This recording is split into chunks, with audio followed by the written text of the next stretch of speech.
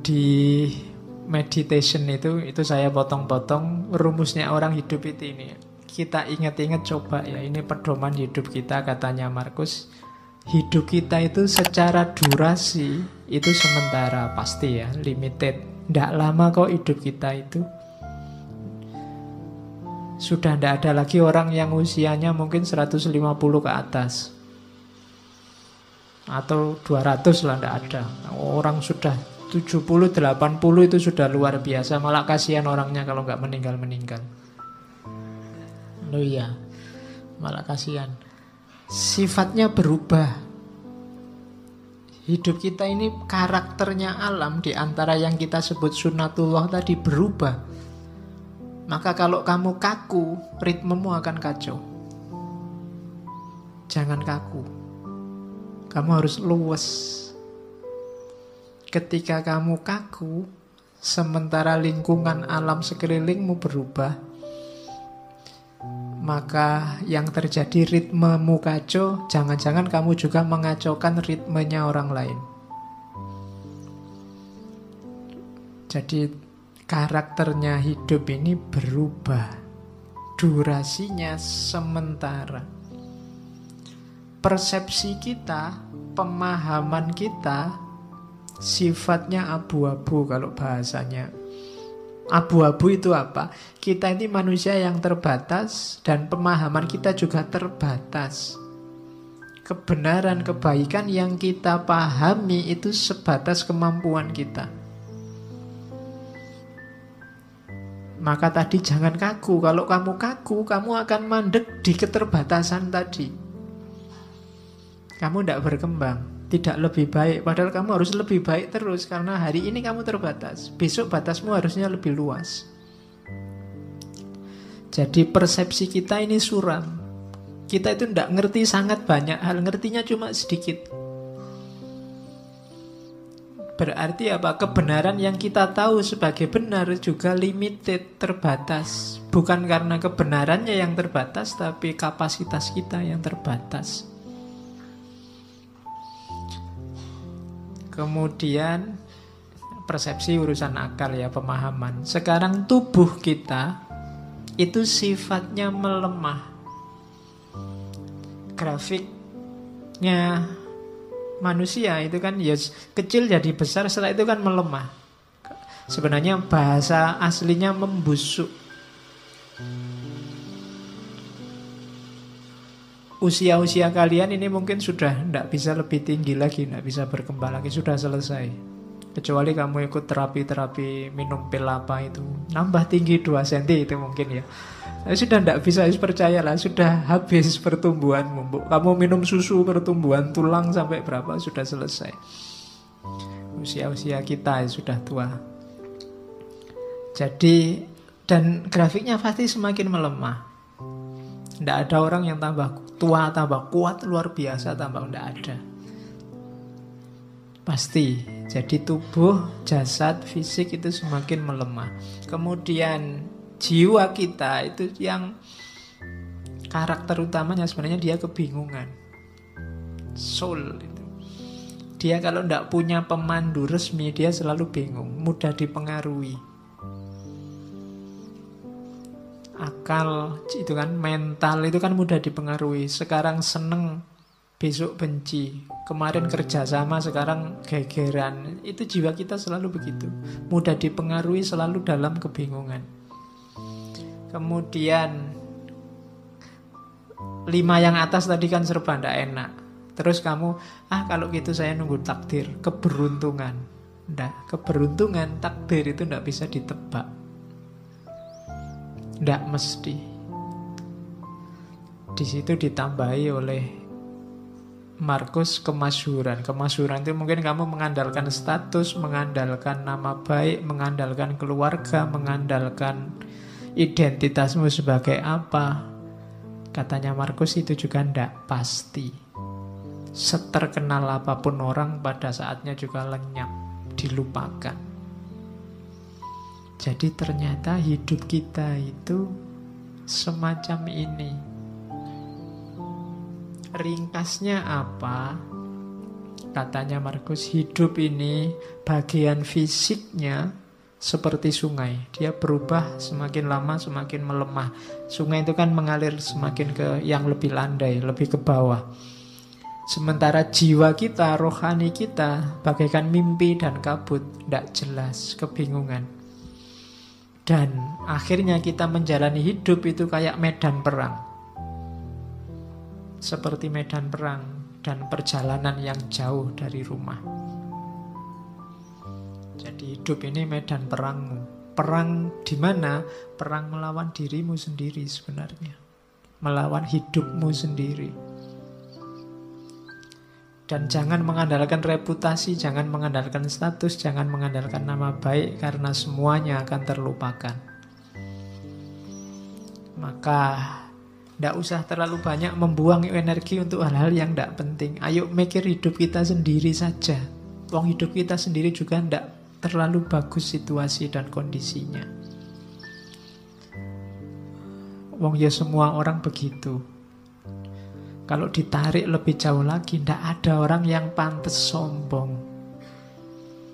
Sering saya bilang bahwa manusia itu diciptakan sebagai sosok yang tidak pantas untuk sombong. Karena lemah dalam segala aspeknya. Oke, nah kalau hidup begitu, kebahagiaan terus. Lah kalau gitu apa harus sumpek? Enggak, katanya Markus. Meskipun hidup itu selemah itu, tapi kita tetap bisa bahagia. Rumusnya bahagia simpel. Yang pertama, pikiran. Kebahagiaan hidupmu tergantung kualitas dari pikiranmu. Hari ini, detik ini kamu bisa langsung bahagia meskipun sedang sumpek urusan apa wae, tinggal kamu detailkan urusanmu apa.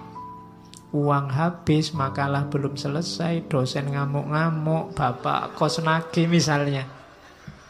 Itu kan sumpekmu kan kamu bawa di sini. Itu detik ini juga bisa selesai itu semua, tinggal kamu geser caramu berpikir. Yo gampang lah rumusnya. Duit habis gampang, teman masih banyak.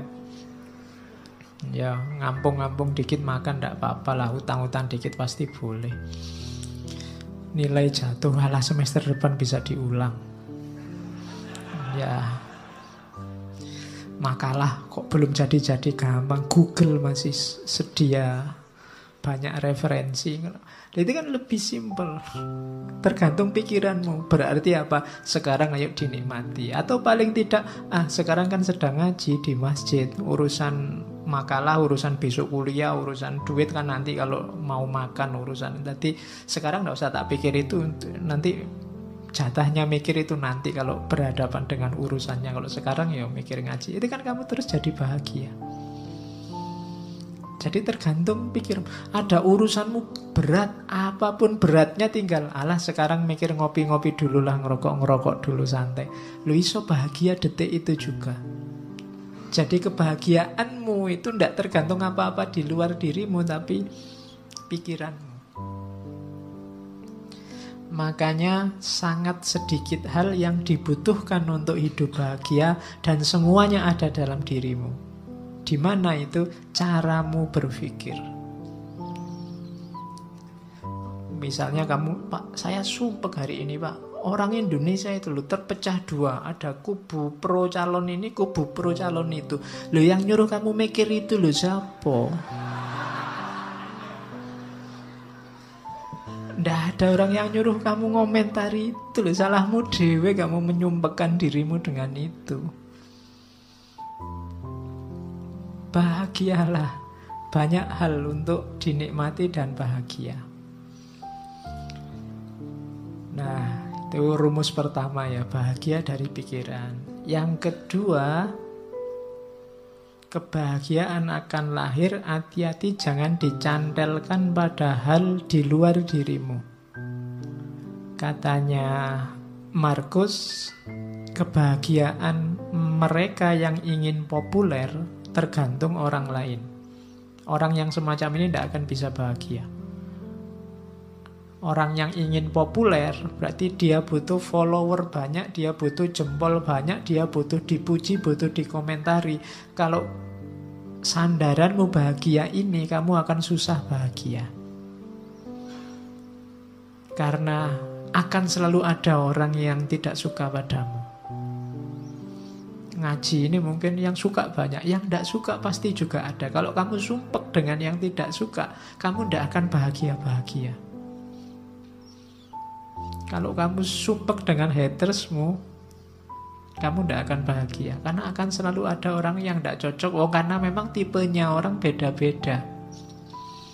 Jadi kebahagiaan orang yang ingin populer itu tergantung pada orang lain. Maka jangan nunggu populer dulu baru bahagia. Jangan nunggu dipuji banyak orang dulu baru bahagia. Bahagialah sekarang. Kebahagiaan mereka yang nyari kesenangan akan diikat, berubah-ubah sesuai mood yang berada di luar kontrol mereka.